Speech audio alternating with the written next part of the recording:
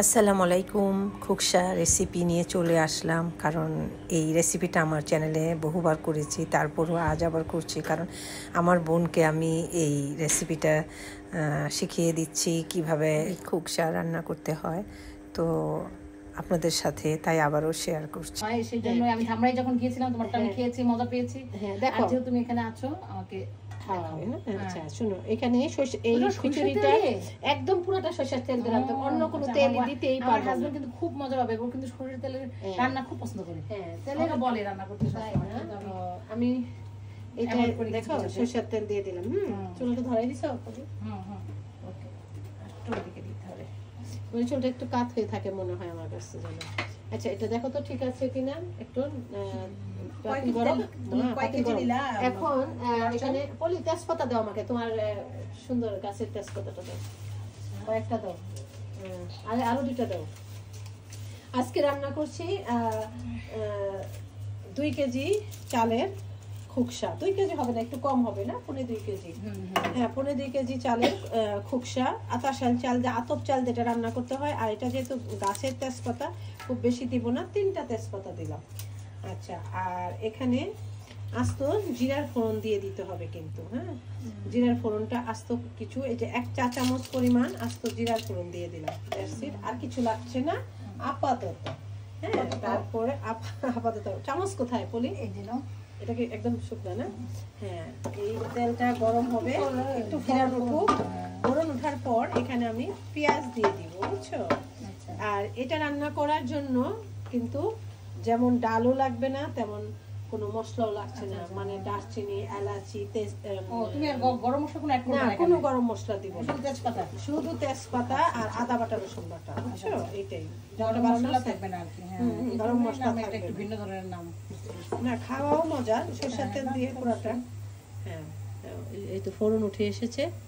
এখন আমি এখানে পেঁয়াজ দিয়ে দেবো। পেঁয়াজটা না তুমি চেষ্টা করো বেটে দিতে, আমি ভুলে গেছি, সমস্যা নেই। হ্যাঁ একটু পেঁয়াজটা বেশি লাগে টমেটো। হ্যাঁ অনেক পেঁয়াজ দিয়েছি, প্রায় আধা কেজি পরিমাণ পেঁয়াজ দিয়ে দিয়েছি আমি। আধা কেজি হবে, আধা কেজি বেশি হবে তাই না? 3টা পরিমাণ পেঁয়াজ দিয়ে দিয়েছি আমি।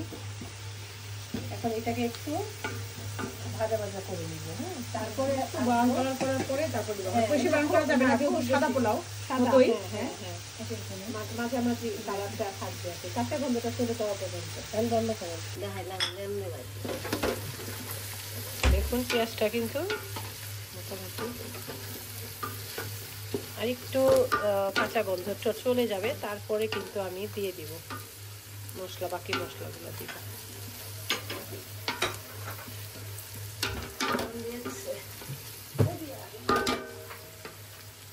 তুমি শিখবা কিভাবে? তুমি তো সরে যাও বারবার। এখন দেখো এই যে পেঁয়াজটা এই অবস্থায় কিন্তু আমি কাঁচামরিচ পেস্ট দিয়ে দিব। কাঁচামরিচটা একটু ইয়ে করে নিয়েছি, মানে মিহি না। কই হেনা দাও তোমাকে, আদা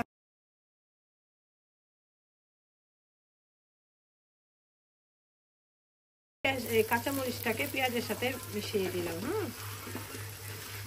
বলি দেখো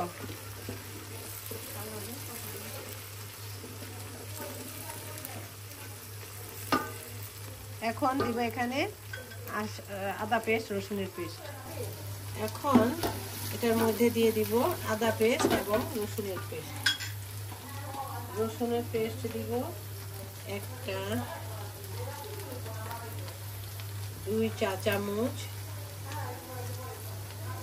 3 চা চামচ। আর আদা পেস্ট দিব একটা, 2টা, 3টা আদা পেস্ট দিয়ে দিলাম। এবার এটাকে খুব ভালো করে ভাজা ভাজা করে নিতে হবে। বলে তুমি দেখতেছো না? হ্যাঁ আদা পেস্ট আর রসুনের পেস্ট দিয়ে দিলাম। হ্যাঁ ও লবণটাই তো দেওয়া হয়নি, আসল জিনিসটা দেওয়া হয়নি। 2টা আর একটু দিন না, 3টা তো লাগবেই, পরে চেটে চেটে দিয়ে দিব। আর কোনো মশলা দিব না এখানে। এখন দেখো এখানে তো দেখলাম আমি আদা বাটা, রসুন বাটা সব দিয়ে দিলাম, কিন্তু এখানে কিন্তু একদম পানি দিব না। আচ্ছা, এই জিনিসটার মধ্যে আমি চালটাকে কষিয়ে নিব। চালটা কষিয়ে নিব। দেখো এখানে কিন্তু এটা লেগে যাবে না, একটু দিয়ে নিতে না, লাগবে না। ওকে,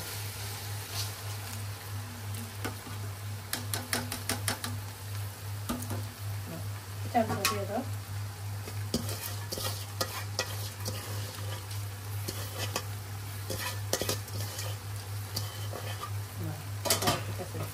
এখন এটা আমাকে একটা দাও, ইয়া দাও, হাত ধরার জন্য কিছু একটা দাও। এটাকে খুব ভালো করে কষিয়ে তারপরে গরম পানি দিয়ে দিও। এই 5 কেজি গরম পানি দিয়ে নাড়তে হবে। তাহলে একটু জালটা কমিয়ে দাও। হ্যাঁ, না তুমি নাড়ো তাহলে। এইভাবে একদম খুব ভাজা ভাজা করতে হবে, বুঝছো? জিনিসটা হচ্ছে তেলের মধ্যে কিন্তু এটা খুব ভালো করে ভাজা ভাজা করে নিবা। এভাবে আরো কিছুক্ষণ, মিনিমাম 5-7 মিনিট। টিপস, এই যে কারণে যত ভাজা ভাজা হবে তত ঝরঝরে হবে, এবং খুব লেগে যাবে না, মোলায়েম হবে, সফট বল। অনেকে এটা সিস্টেমটা পোলার মতোই।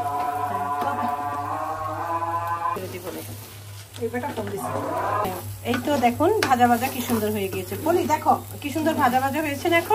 এখন এই পানিটা ঢেলে দিই। তুমি দিবা না হেনা দিবে? হেনা তুমি যাও, তুমি পানিটা দাও। খুব সুন্দর ফ্লেভার। হ্যাঁ দাও, পানিটা দাও।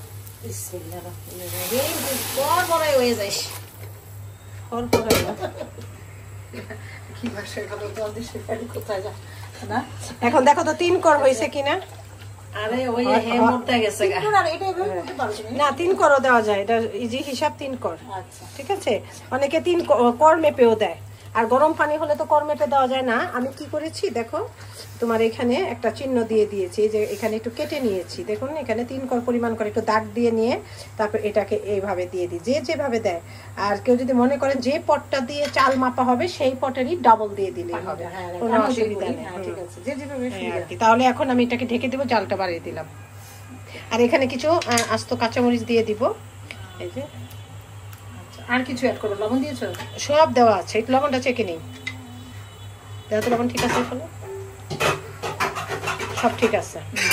এখন এটা ঢেকে দেবো। হ্যাঁ না, একটা ঢাকা দাও।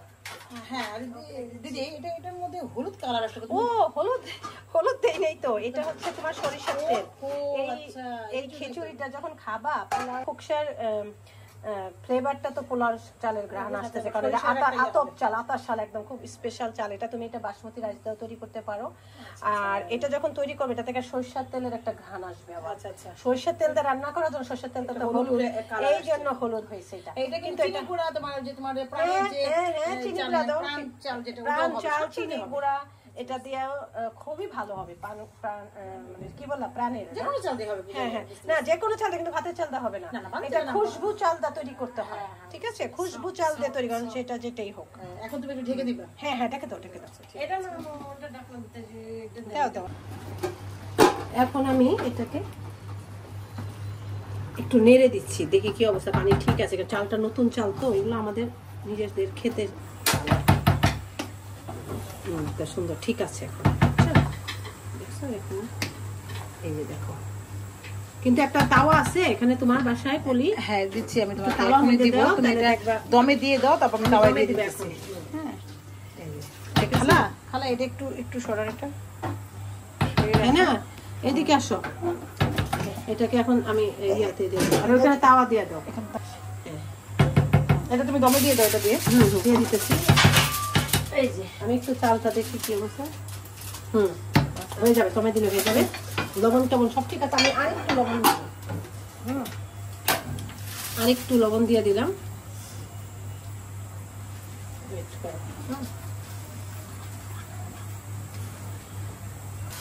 আমি আরেকটু সরষের তেল দাও। হ্যাঁ না, আমাকে একটু সরষের তেল।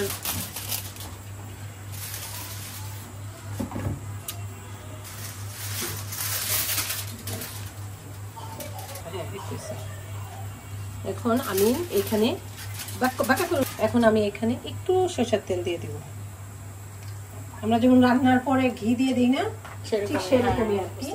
ধরো এটা আমি এখন একটু সরষের তেল দিয়ে দিলাম, একটু উপর দিকে ছড়াই দিলাম, চতুর্দিকে চলে যায়। ঠিক আছে, এখন আমি এটাকে ফয়েল পেপার আছে তো না করলে তোমার, এটাতে সবচেয়ে ভালো হয় যদি এই ফয়েল পেপার না থাকে তোমার কাছে, একটু ডবল করে দিয়ে দিবে।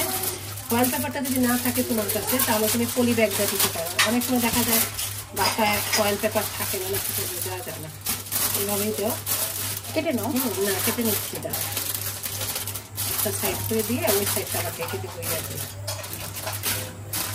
তারপর দিয়ে দাও। চুলার আঁচটা আমি আর ওয়েস্ট করলাম না, আর যেতে কাছে কম তুমি অসুবিধা নেই। এখন আমি ঢেকে দাও ঢাকনা দিয়ে দিব। আর চুলার আঁচটা দাঁড়াও, দেখাও না। চুলার আঁচটা কমিয়েও দিব, এটা দিয়ে দিলাম। এখন আর ভাপে ভাপে খুকসাটা হয়ে যাবে, বুঝছো? Just cooler. আচ্ছা তুমি ওই তাওয়ায় দিয়ে দাও। ওই তাওয়াতে দিয়ে দিই না? আমি পারবো না। হ্যাঁ ধরো, হ্যাঁ ধরো। আগুন আছে, ধরো না, আর লাগবে না। দাও, আমি আনতেছি। দাও। এই তো হয়ে গেল। এখন চলো নেক্সট স্টেপে যাই। আমরা এটা খাওয়ার জন্য তুমি রাইতা তৈরি করছো, সেটা চলো। এই তো হয়ে গেল আমার দারুণ মজা খুকসা। দেখো পলি কতটা সুন্দর হয়েছে, খুব সুন্দর হয়েছে না? এবং খুব কিন্তু মজাও হয়েছে। খুব ইয়ে হয় না, খুব সুন্দর হয়েছে আর কি। ফ্লেভারটাও কিন্তু একদম দারুণ আসতেছে, তাই না? তাই তো, ভালো থাকবেন। অনেক অনেক দোয়া ভালোবাসা আপনাদের জন্য। বেশি বেশি করে শেয়ার করবেন। আল্লাহ হাফেজ।